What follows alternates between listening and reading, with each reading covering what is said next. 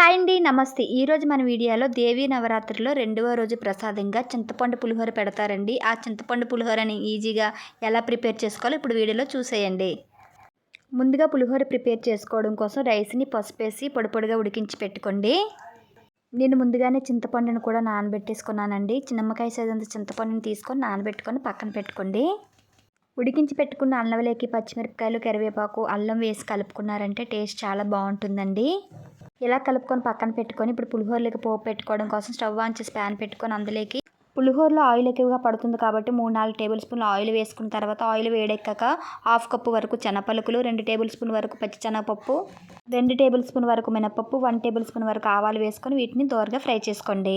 ఇలా కాస్త ఫ్రై చేసుకున్నాక 5 ఎండుమిరపకాయలు కట్ చేసి వేసుకొని వీటిని కూడా ఫ్రై చేసుకోండి.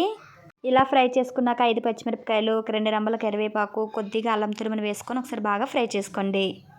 ఇలా ఫ్రై చేసుకున్నాక ఇందులోకి 1/2 టేబుల్ స్పూన్ వరకు ఇంగువ కూడా వేసుకోండి. బాగా కలుపుకోండి. పోపును బాగా ఫ్రై చేసుకున్న తర్వాత మనం చింతపండు నానబెట్టి గుజ్జు తీసుకున్నాం కదండి, ఆ చింతపండు గుజ్జు ఇందులో వేసేసుకొని ఒకసారి బాగా కలుపుకోండి. పులిహోర టేస్టీగా ఉండడం కోసం చిన్న బెల్లం ముక్క, టేస్ట్కి సరిపడా సాల్ట్ని కూడా వేసుకొని ఒకసారి బాగా కలుపుకొని దీన్ని దగ్గర పడనివ్వండి. చూసారు కదండి, దగ్గర పడినంత వరకు 3 నిమిషాల పాటు ఉడికించుకున్న తర్వాత ఈ పోపుని రైస్లో వేసుకొని ఒకసారి బాగా కలుపుకోండి.